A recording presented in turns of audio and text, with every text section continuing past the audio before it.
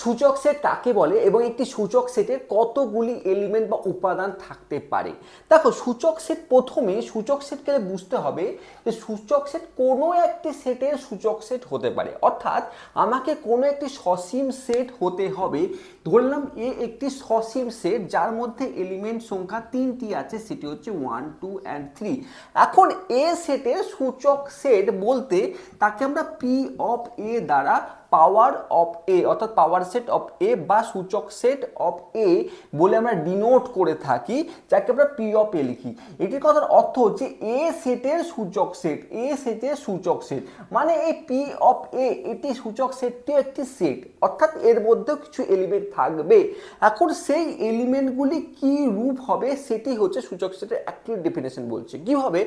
প্রথমে আমাকে বুঝতে হবে যে এই এ সেটটি যেটি আমরা লিখলাম 1, 2, 3, 4 যার মধ্যে এলিমেন্ট আছে, এই সেটের কতগুলি উপসেট থাকতে পারে।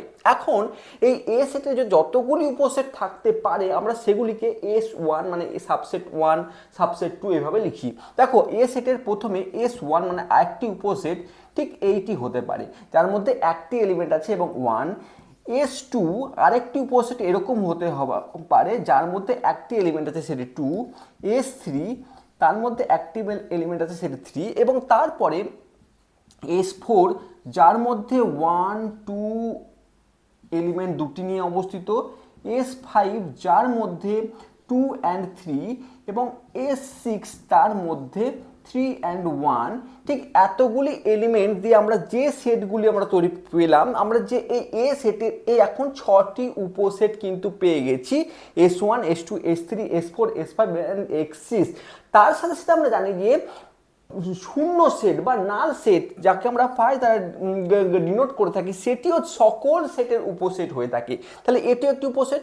এবং আমরা আরও শিখেছি কোনো একটি সেট কিন্তু নিজেরই উপসেট হয়ে থাকে, মানে আমারই উপসেট, অর্থাৎ এ নিজেরই উপসেট, অর্থাৎ এ সেটটি নিজেও একটি উপসেট হিসাবে অবস্থান করে।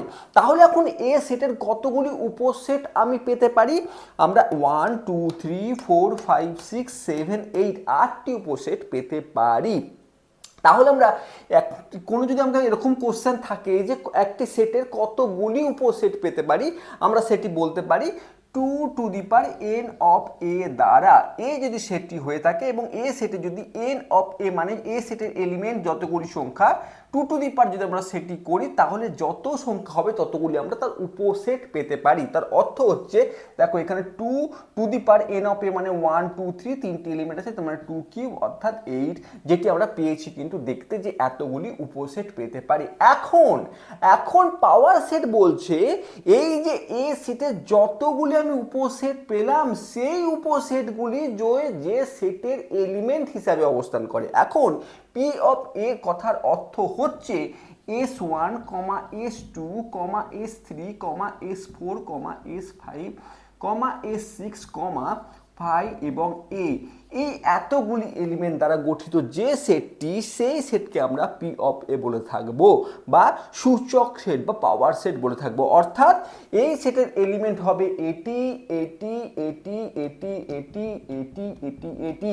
এই যে সেটগুলি পেলাম, অর্থাৎ সেটের মধ্যেও আবার যে যতগুলি আমি উপসেট পেলাম এ সেটের, সেইগুলি যখন এলিমেন্ট হিসাবে অবস্থান করবে তখন আমরা সেই সেটকে পাওয়ার সেট বলে থাকবো। স্বাভাবিকভাবে আমরা দেখলাম যখন কোন এ সেটের কতগুলি উপসেট আছে 8টি, তাহলে এই পি অফ এ অর্থাৎ সূচক সেটের এলিমেন্ট সংখ্যাও হচ্ছে 8টি। তাই কখনো যদি পাওয়ার সেটের এলিমেন্ট সংখ্যা জিজ্ঞেস করতে বলে, আমাকে বলে দেওয়া হয়, তাহলে যদি সেই সেটটির আমরা 2 to the power n of a যতগুলি সংখ্যা আমরা সাবসেট হবে ততগুলি এলিমেন্ট অবস্থান করবে। এটি হচ্ছে সূচক সেট কাকে বলে এবং সূচক সেটের এলিমেন্ট সংখ্যা কতগুলি হবে সেটি নির্ণয় আমরা এইভাবে করতে পারি।